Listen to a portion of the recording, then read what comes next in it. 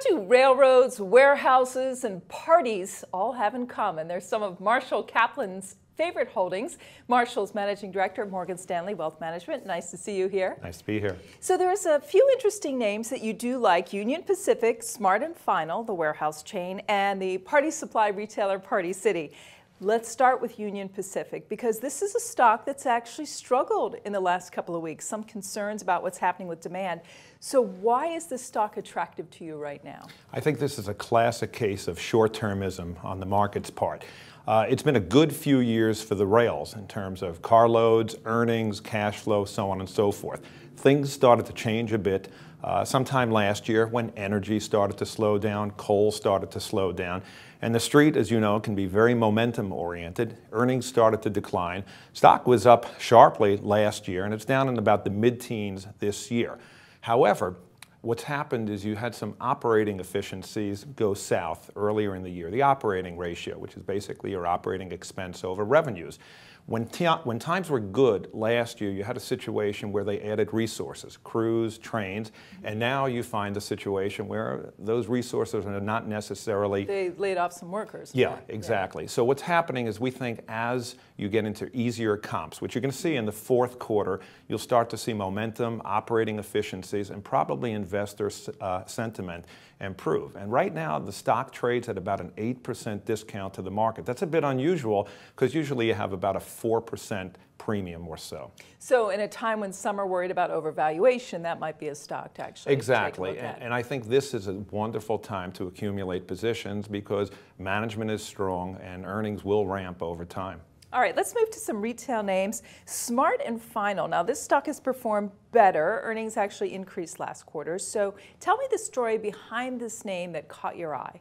Well, this is a story that has, or a company that has had fairly lethargic unit growth in terms of locations over the past several years.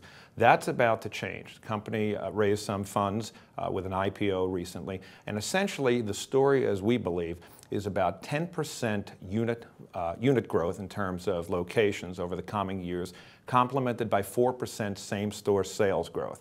Now, these are kind of mini warehouses. You'll see the big box wholesale clubs. It could be 150,000 to 200,000 square feet. This is a bit niche-y. It's about 75,000 square feet.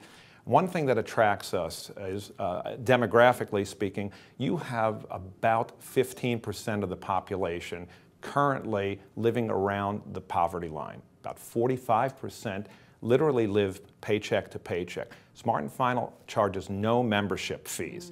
So you've got some legacy units which are now moving into perishables, foods, and organic foods as well. That will certainly, in our view, drive traffic. You've also got a food service division also which caters to businesses and individuals.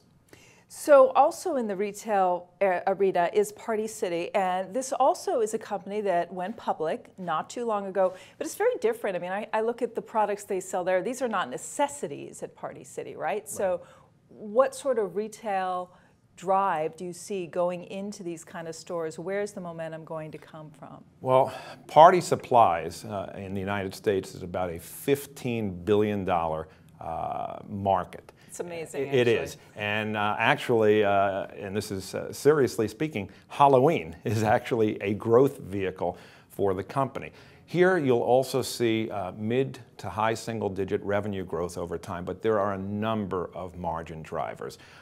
They have situations where they will source products, they will distribute the products, and they will sell into retail. You'll probably see about 30% store growth over the coming years. And that could be about 4% a year. International opportunities in Mexico and continental Europe as well. What about the bottom line, though? The bottom line, we think, is going to grow probably around the mid-teens over the coming years. So you've got a growth story. Also, similar to Smart & Final, you have a situation where you could see lots of private label brand expansion, and your margins are meaningfully higher there. Some interesting names. Marshall Kaplan, thanks for your time. My pleasure. I'm Rhonda Schaffler for The Street.